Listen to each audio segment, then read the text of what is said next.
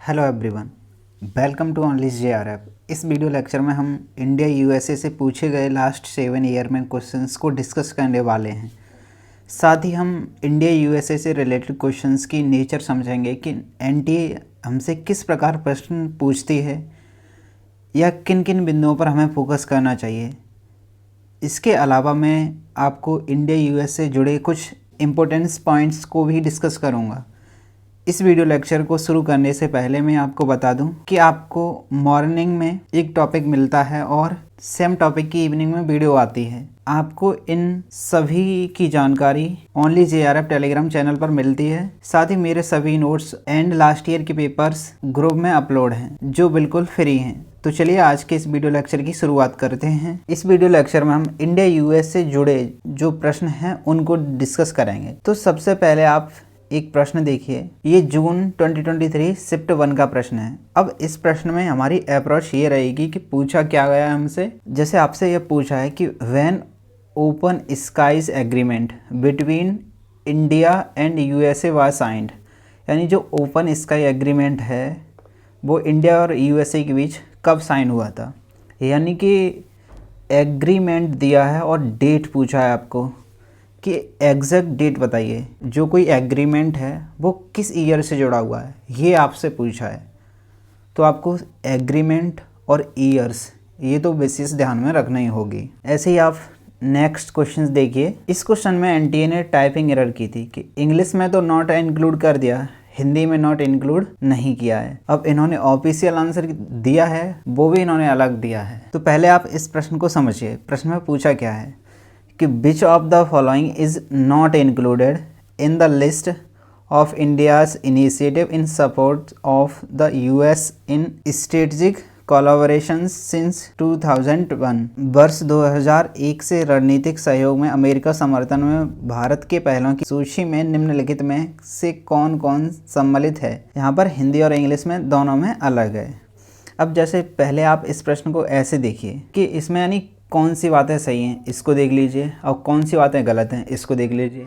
फिर हम एक लास्ट निष्कर्ष पर पहुंचेंगे कि किसको देखें। तो सबसे पहले आप सही देखिए। जैसे पहला ऑप्शन है कि India did not offer support for US anti terrorism missions in Afghanistan. इस ऑप्शन के अनुसार इंडिया ने अफगानिस्तान में जो आतंकवादी गतिविधि हैं उनको रोकने में अमेरिका का साथ नहीं दिया था। लेकिन ये बात गलत थी क्योंकि इंडिया ने साथ दिया था अफगानिस्तान में अमेरिका का, यूएसए का, यानी कि पहला रॉन्ग ऑप्शन है। सेकंड ऑप्शंस को देखिए। India expressed opposition to the president Bush decision to withdraw from ABM treaty, यानी भारत ने ABM संधि से बाहर निकलने के राष्ट्रपति बुश के निर्णय का विरोध किया था। ये स्टेटमेंट या ऑप्शन गलत है क्योंकि भारत ने समर्थन किया था। तो अब हम देख चुके हैं कि दो विकल्प या ऑप्शन गलत हैं। तीसरा ऑप्शन देखिए, इसका थर्ड ऑप्शन है जो कि करेक्ट है। इसमें ऑप्शन में यह था कि ईरान को भी NPT में शामिल होना चाहिए। इसके समर्थन में भारत ने वोटिंग की थी या अमेरिका का साथ दिया था। तो ये स्टेटमेंट सही है। अब आप इस प्रश्न को देखिए कि इस प्रश्न में 3 विकल्प हैं। अब इसमें ये पूछा है कि आपको ये बताइए कि अब इसमें से कौन सा सही है। अब NTA ने इसमें से केवल C को माना था। अब NTA के अनुसार यानी यही पूछा है कि कौन कौन सही है। यदि इंग्लिश का प्रश्न देखा जाए तो उसमें नॉट इंक्लूड है, तो नॉट में A एंड B शामिल होगा। यदि हिंदी वाला देखा जाए कि इसमें सही है तो सही C वाला है। सो आप दोनों बातों को ध्यान में रखिए, सही और गलत। NTA भी गलती कर सकती है, ये भी ध्यान में रखिए। यानी कि कॉन्सेप्ट बेस्ड प्रश्न है जिसको आप इंग्लिश और हिंदी दोनों में एक बार पढ़िए। आपको ये विकल्प दिए हुए हैं। ऐसे ही आप जब एग्जाम में प्रश्न सॉल्व करें तो उसको भी विशेष ध्यान रखिए कि एक छोटी छोटी सी गलती ना हो। अब आप नेक्स्ट प्रश्न देखिए जिसमें पूछा है कि which of the following act is also known as Hyde act, यानी इसमें यही पूछा है कि किस एक्ट को हम अन्य नाम से जानते हैं। तो आप जब भी किसी एक्ट को पढ़ें तो उसका दूसरा नाम क्या है, अदर्स नेम क्या है, ये जान लें, जिससे कि अगर नेक्स्ट टाइम आपसे पूछा जाए तो आपसे वो प्रश्न बन जाए। अब हाइड एक्ट को किस अन्य नाम से जानते थे, तो वो था US India peaceful atomic energy cooperation act. ऐसे ही आप इस प्रश्न को देखिए। विच of the following is correctly matched, यानी कि इसमें आपको एक तरफ तो एक्ट दे रखे हैं यानी कि एग्रीमेंट दे रखे हैं आपको।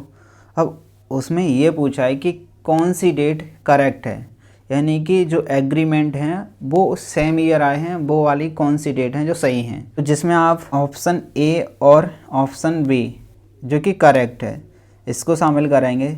अब इसमें अन्य भी हैं, जैसे कि बेसिक एक्सचेंज कोऑपरेशंस जो कि 2020 में था, इसमें 2019 शामिल है, इसीलिए ये गलत है।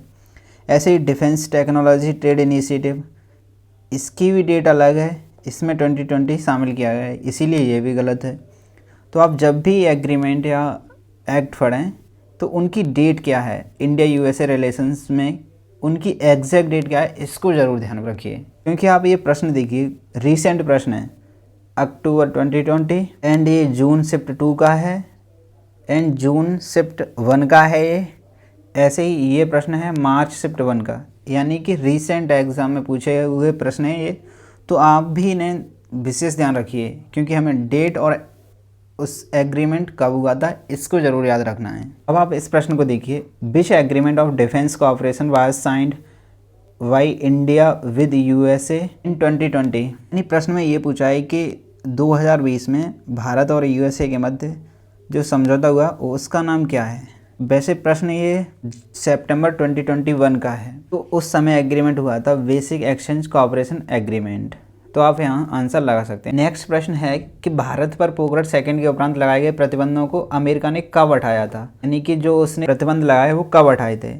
ये एक फैक्चुअल क्वेश्चन है, तो आप इस फैक्ट को भी तैयार करें। आफ्टर द 9/11 अटैक इन अक्टूबर 2001। अब यदि समराइज करें तो हमें इंडिया यूएसए रिलेशंस में हम क्या फोकस करें या किन किन बिंदुओं पर फोकस करें। कोई भी एग्रीमेंट हुआ उसकी डेट कब है, उस एग्रीमेंट का अन्य नाम क्या है, इन चीज़ों पर हमें बल देना है। जिन लोगों ने मॉर्निंग में ये टॉपिक नहीं पढ़ा था तो उनको मैं जल्दी से रिवाइज़ करा दूँ। जैसे इंडिया और यूएसए रिलेशंस का बैकग्राउंड कैसा था, भारत जब आज़ाद हुआ तो उस समय से संबंध कैसे हैं। जैसे यूएसए हुआ तो वो कैपिटलिज्म को सपोर्ट करेगा, लेकिन जब भारत आज़ाद हुआ तो वह कहीं ना कहीं यूएसएसआर की तरफ काफ़ी हद तक जुड़ा हुआ था, यानी कि इंडिया में सोशलिज्म के कॉन्सेप्ट राइज। तो ऑब्वियसली शुरुआत के समय ये संबंध भारत और यूएसए के नेगेटिव ही होंगे, यानी कि एक दूसरे के प्रति आकर्षण नहीं करेंगे। ऐसे ही जब भारत ने नाम की पॉलिसी अपनाई तो दोनों के साथ संबंध खराब स्थापित हुए। ऐसे ही जब पाकिस्तान को सीटो सेंटो की सदस्यता तो दोनों के संबंधों में टकराव। ऐसे 1962 में टकराव इन्हें देखने को मिलते हैं, 1971 में भी देखने को मिलते हैं, क्योंकि हमने यहाँ यूएसएसआर के साथ संधि की थी। 1991 से संबंधों में सुधार हुआ था। तो 1998 में जब पोखरण सेकंड हुआ भारत में तो संबंधों में टकराव। अब इस फेज को ना, जो पोखरण सेकंड है और सैन्य अभ्यास हैं, इन दोनों फेजों के बीच आप एक बार देख लीजिए, यानी कि इस संबंध में जो घटनाएं घटी हैं तो उनका हिस्टोरिकल बैकग्राउंड क्या है, इस चीज़ पर आपको फोकस करना है, क्योंकि यहाँ से PYQ आ चुका है। अब जैसे 2005 में इनका सिविल न्यूक्लियर कोऑपरेशन इनिशिएटिव होता है या सिविल न्यूक्लियर एग्रीमेंट होता है, जिसे हम अन्य नाम से जानते हैं 123 या 123 एग्रीमेंट। अब ऐसे ही डेट दी हुई हैं और उनके साथ जो घटना है वो दी हुई हैं इस नोट्स में। तो आप एक बार इस चीज़ को गो थ्रू कर लीजिए। बाकी 1 2 3 4 ये चारों डिफेंस एग्रीमेंट है, यानी रक्षा समझौते हैं, जो कि एग्ज़ाम में भी आ चुके हैं, आपने अभी देखे ही होंगे साथ में। तो इस प्रकार इस टॉपिक को तैयार कर सकते हैं आप। अब जैसे इस नोट्स में ये भी है, सिविल न्यूक्लियर एग्रीमेंट अन्य देशों के साथ है तो किन किन देशों के साथ है, तो आप इसे एक बार देख लीजिए।